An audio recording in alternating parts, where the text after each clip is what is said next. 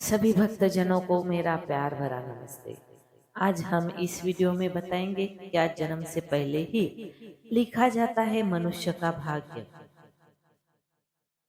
हर घटना जन्म से पहले ही तय हो चुकी रहती है। दोस्तों, गरुड़ पुराण इस विषय में अत्यंत महत्वपूर्ण और रहस्यमय ज्ञान प्रदान करता है। इस पुराण के अनुसार मनुष्य के जीवन में जो कुछ भी घटनाएं घटती है, जन्म से लेकर मृत्यु तक, वह पूर्व निर्धारित होता है। मृत्यु और जन्म ही ऐसे दोनों अटल सत्य है जिन्हें कोई टाल नहीं सकता। परंतु एक प्रश्न बार बार मन में आता है, क्या हमारा भाग्य जन्म से पहले लिखा जाता है या बाद में? क्या हमारा कर्म उसे बदल सकता है या हम केवल पहले से तय रास्ते पर चलते हैं? इन्हीं प्रश्नों के उत्तर लेकर आज हम गरुड़ पुराण की ज्ञानवर्धक कथा आपको सुनने वाले हैं। भाग्य और कर्म का रहस्य सुलझाती है, बल्कि जीवन को दिशा देने वाली प्रेरणा भी देती है। दोस्तों, आज की यह दिव्य कथा श्री कृष्ण और नारद के संवाद पर आधारित है। एक बार की बात है, द्वारका नगरी में भगवान श्री कृष्ण अपने दिव्य सिंहासन पर विराजमान थे। तभी देवराज नारद नारायण नारायण करते हुए वहां पधारे। उन्होंने श्री कृष्ण को प्रणाम किया और कहा, हे प्रभु, आप त्रिकालदर्शी है। बताइए, क्या मनुष्य का भाग्य उसके जन्म से पहले तय होता है या फिर वह अपने कर्मों से उसे करता है? श्री कृष्ण मुस्कुराए और बोले, हे नारद, यह प्रश्न अत्यंत गुण और मानव की जीवन से जड़ से जुड़ा है। मैं तुम्हें एक कथा सुनाता हूँ जो इस रहस्य को उजागर करेंगे। बहुत समय पहले ही बात है, अक्षयपुरी नाम का एक समृद्ध राज्य था। वह वहाँ के राजा रत्नाधर अत्यंत धर्मात्मा और न्यायप्रिय प्रजावत्सल थे। वे वर्षों से संतान की कामना कर रहे थे। राजा और रानी ने भगवान शिव की आराधना की। कई वर्षों की तपस्या के बाद शिव जी प्रसन्न हुए और उन्होंने उन्हें संतान की कामना कर रहे थे। राजा रानी ने भगवान शिव की आराधना की। वर्षों से तपस्या के बाद शिव जी प्रसन्न हुए और उन्होंने उन्हें संतान प्राप्ति का वरदान दिया। कुछ समय पश्चात रानी गर्भवती हुई और पूरे राज्य में आनंद छा गया। परंतु जब बालक का जन्म हुआ तो सभी चकित रह गए। वह शारीरिक रूप से विकलांग था। राजा का हृदय टूट गया। उन्होंने सोचा, इतनी तपस्या, इतने यज्ञ करने के बाद भी ऐसा क्यों हुआ? अपने उत्तर की खोज में राजा रत्नाधा श्री कृष्ण के पास पहुँचे। राजा ने पूछा, हे प्रभु, मैं सदैव धर्म का पालन किया, फिर भी मुझे ऐसा पुत्र प्राप्त क्यों हुआ? क्या यह मेरे भाग्य में पहले से लिखा था? श्री कृष्ण ने उत्तर दिया, राजन, यह केवल तुम्हारा ही नहीं बल्कि तुम्हारे पुत्र का भी पूर्व जन्मों के कर्मों का फल है। यह जन्म पिछले जन्मों के कर्मों का परिणाम है। राजा ने पूछा, क्या भाग्य वाकई पहले से लिखा जाता है? भगवान श्री कृष्ण बोले, जन्म और मृत्यु जीवन के महत्वपूर्ण पड़ाव पूर्ण निर्धारित होते हैं, लेकिन मनुष्य के कर्म उसके भाग्य को भी प्रभावित कर सकते हैं। उन्होंने आगे कहा, तुम्हारे पुत्र ने अपने पूर्व जन्म में कुछ ऐसे कर्म किए थे जिनके कारण उसे यह जन्म विकलांगता के साथ मिला, लेकिन यह उसका अंतिम सत्य नहीं है। यदि वह जीवन में साहस और धैर्य, आत्मविश्वास से आगे बढ़ेगा, तो वह अपने भाग्य को भी बदल सकता है। श्री कृष्ण ने राजा को समझाया कि भाग्य और कर्म एक दूसरे के पूरक है। कर्मों के द्वारा ही भाग्य का निर्माण होता है और उसे बदला भी जा सकता है। राजा ने पूछा, तो क्या मेरे पुत्र का भविष्य उज्जवल हो सकता है?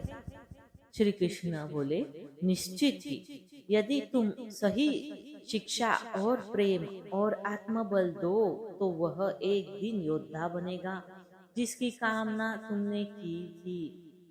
समय बीतता गया। राजा ने श्री कृष्ण की शिक्षाओं को जीवन में उतारा और अपने पुत्र को आत्मविश्वास के साथ जीवन जीना सिखाया। धीरे धीरे वह बालक अपने संघर्षों पर विजय पाने लगा। उसने समाज में अपने अलग पहचान बनाई और एक दिन राज्य का भार संभालने योग्य बन गया। फिर श्री कृष्ण बोले, नारद, यह कथा इस सत्य को उजागर करती है कि भाग्य की रेखा भाग्य एक रेखा की भांति होती है, लेकिन कर्म उस रेखा को मोड़ सकता है। ईश्वर भक्ति, सत्य मार्ग और सेवा भाव से मनुष्य अपने भाग्य को सुधार सकता है। जो मनुष्य अपने जन्म के पाप करता है पूर्व जन्म में पाप करता है, वह उसे भोगता है। लेकिन जो समय रहते अपने कर्मों को सुधारता है, वह इस चक्र से मुक्त हो जाता है। यह जीवन एक अवसर है, एक खेत के समान है, जिसमें जो बीज बोओगे वही तुम्हें फल के रूप में मिलेगा। भाग्य जन्म से पहले लिखा जाता है, लेकिन उसे बदलने की शक्ति कर्म में है। श्री कृष्ण ने नारद जी से कहा कि मैं तुम्हें एक कथा के माध्यम से समझाता हूँ। एक गांव का एक व्यापारी था। वह हमेशा भगवान से कहता था, मेरा दुर्भाग्य इतना प्रबल है कि जो भी कार्य मैं करता हूँ वह बिगड़ जाता है। मेरी मेहनत कभी फल नहीं देती। मैंने अपनी पत्नी के सारे आभूषण तक बेच डाले। मेरे परिवार ने मेरा साथ छोड़ दिया और मेरा घर गिरवी रखा जा चुका है। अब जीवन से पूरी तरह निराश होकर यहाँ आ बैठा हूँ। मुझे लगता है कि मेरी किस्मत ही खराब है। अब मैं जीवन से निराश होकर यहाँ आकर बैठा हूँ। उस व्यक्ति की वेदना भरी बातों से भगवान विष्णु ने शांत स्वर में कहा, यह किसने कहा कि तुम्हारा भाग्य दुर्भाग्यपूर्ण है? चलो मैं स्वयं देखता हूँ कि तुम्हारे भाग्य में आखिर कमी कहाँ है। वह व्यक्ति कुछ उदास होकर बोला, प्रभु, पहले मैं खेती करता था, पर हर बार कोई ना कोई विपत्ति आती जाती थी। कभी बरसात कम होती तो खेत सूख जाते, तो कभी इतनी अधिक होती कि पूरी फसल बर्बाद हो जाती।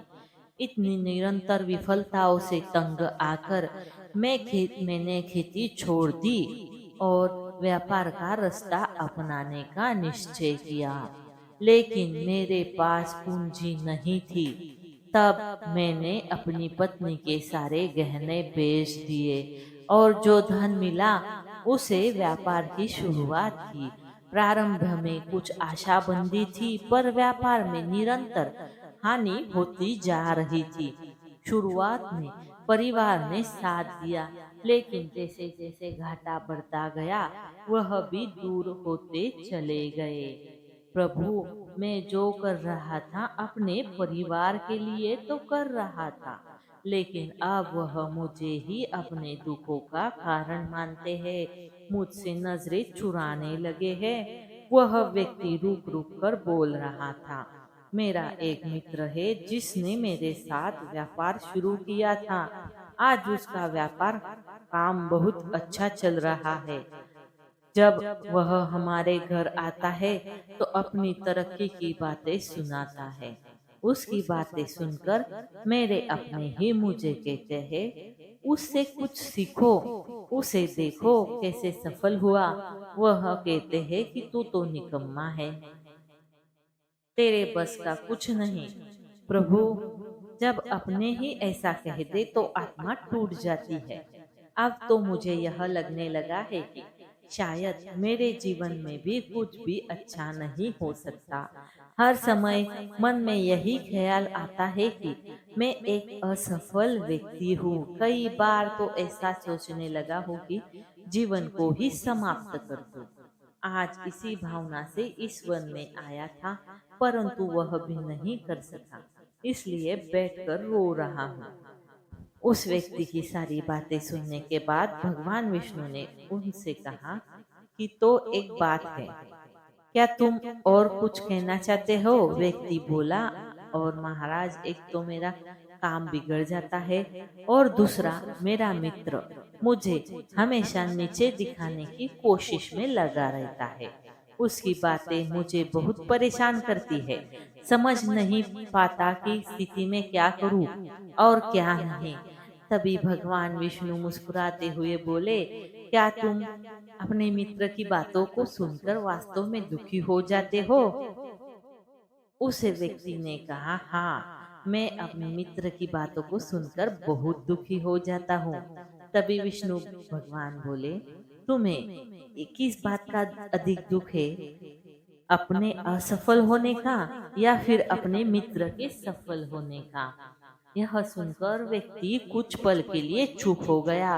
फिर उसने कहा, महाराज, अगर सच कहूँ तो मुझे अपने असफल होने का उतना दुख नहीं होता जितना मेरे मित्र के सफल होने से होता है।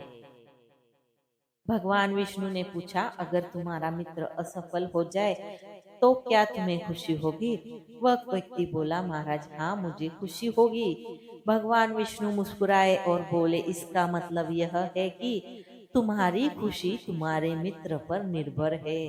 अगर वह चाहे तो तुम्हें खुश कर सकता है, और यदि वह चाहे तो तुम्हें दुखी कर सकता है। तुम ना तो खुद को खुश कर सकते हो, ना ही दुखी को खुश कर सकते हो। अर्थ यह है कि तुम अपने मित्र के पूरी तरह गुलाम बन चुके हो। इसलिए मुझे लगता है कि तुम्हारा कुछ भी नहीं हो सकता। जब भगवान विष्णु ने थोड़ा नाराज भी स्वर दिखाया और वहां से आगे बढ़ने का प्रयास किया, तो वह व्यक्ति घबराकर उनके सामने हाथ जोड़कर खड़ा हो गया। उसने कहा, महाराज, कृपा करके मुझे छोड़कर मत जाइए। आपकी बातों को सुनकर मुझे थोड़ी आशा नजर आ रही है। मुझे बताइए कि मैं क्या करूं? भगवान विष्णु रुके और बोले, यदि तुम मेरी बात मानने को तैयार हो तो मैं तुम्हें मार्ग दिखाऊंगा। याद रखना, जब हम किसी बाहरी चीज या व्यक्ति से उम्मीद बांध लेते हैं तो हमारी खुशी और दुख उस पर निर्भर हो जाते हैं। ऐसे में हम खुद को कमजोर बना लेते हैं। इससे बेहतर यह है कि तुम अपने आप से आशा रखो।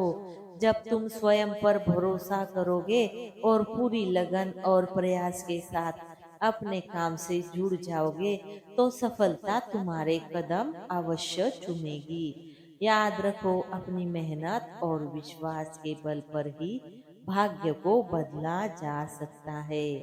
भगवान विष्णु ने अपनी बात को आगे बढ़ाते हुए उस व्यक्ति से कहा कि तुम्हें लगता है कि तुम्हारा मित्र तुम्हें दुखी करने आता है, लेकिन अगर तुम उसकी बातों पर विचार करो तो देखोगे कि वह गलत नहीं कहता।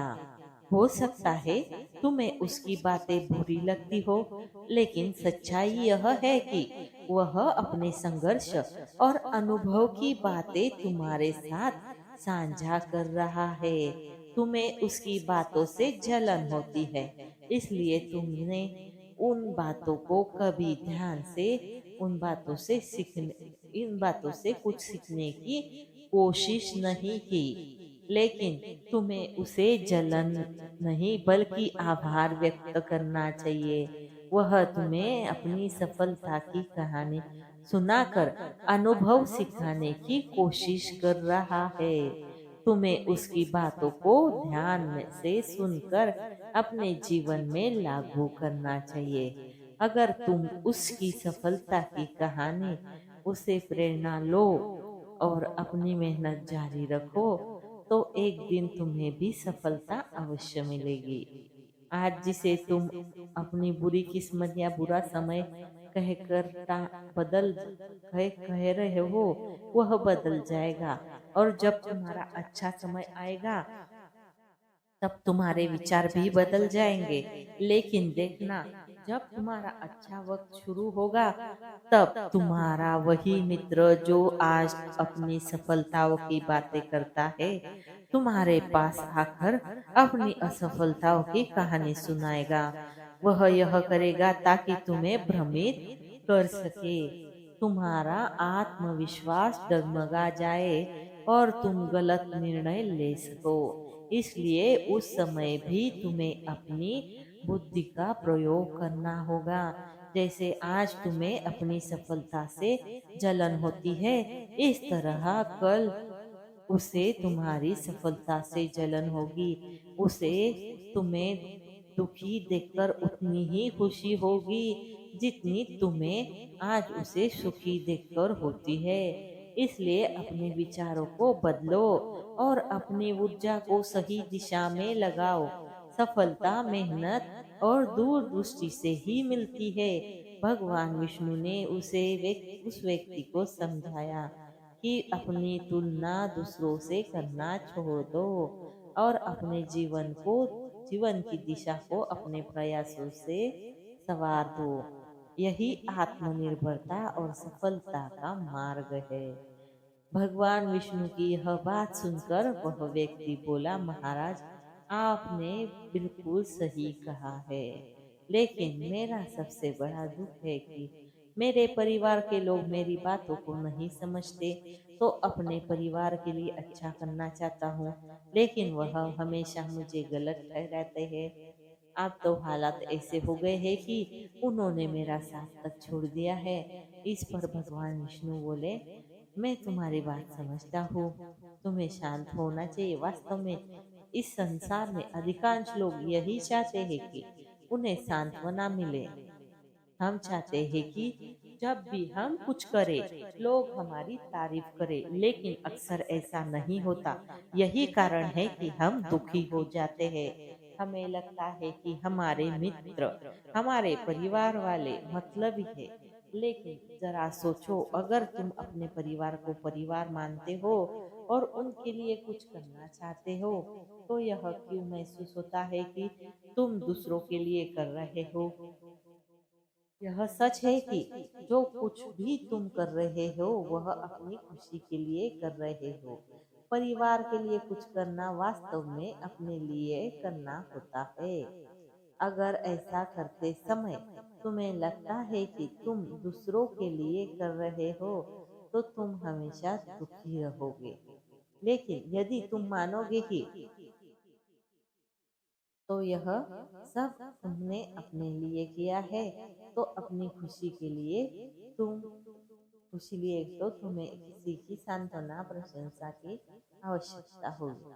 आज हम खुद के लिए कुछ अच्छा करते हैं या करना चाहते हैं, तो दूसरों की प्रतिक्रिया हमारे विश्वास को प्रभावित नहीं कर पाती।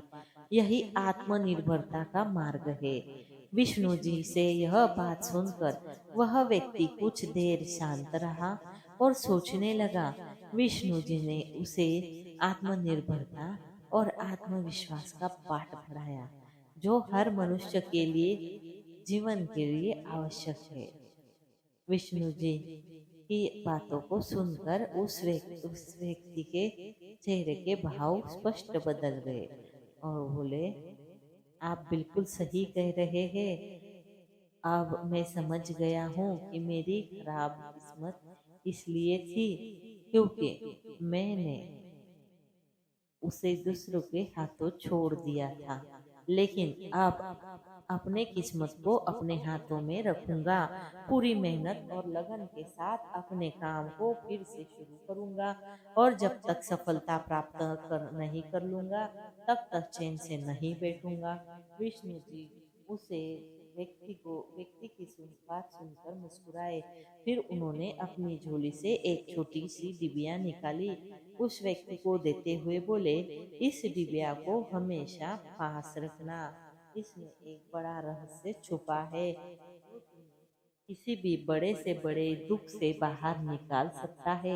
लेकिन याद रखना, इस डिबिया को तभी खोलना जब तुम्हें लगे कि तुम्हारे जीवन में जीने का कोई अन्य मार्ग बचा है और यह दुनिया तुम्हारे लिए जीवन जीने का रास्ता कोई नहीं बचा है। यह दुनिया तुम्हारे लिए पूरी तरह से बेकार हो चुकी है। यदि तुम इस दिव्या को समय से पहले खोल दिया तो इसमें लिखे हुए सभी रास्ते खत्म हो जाएंगे। इसलिए इसे संभाल कर रखना और इसका उपयोग केवल तब करना जब कोई विकल्प ना बचे। उस व्यक्ति ने विष्णु जी को वचन दिया, महाराज मैं आपकी बात का आदर करूंगा। जब तक किसी और उपाय से अपने दुखों का समाधान नहीं ढूंढ लेता तब तक इस डिबिया को नहीं खोलूंगा। व्यक्ति ने इस विष्णु जी के वचनों को अपनाया और उसकी मेहनत नए सिरे से अपने जीवन की शुरुआत की। धीरे धीरे उसकी मेहनत रंग लाई और उसके बाद जीवन में बदलाव आने लगा। याद रखना, समय कभी एक जैसा नहीं रहता।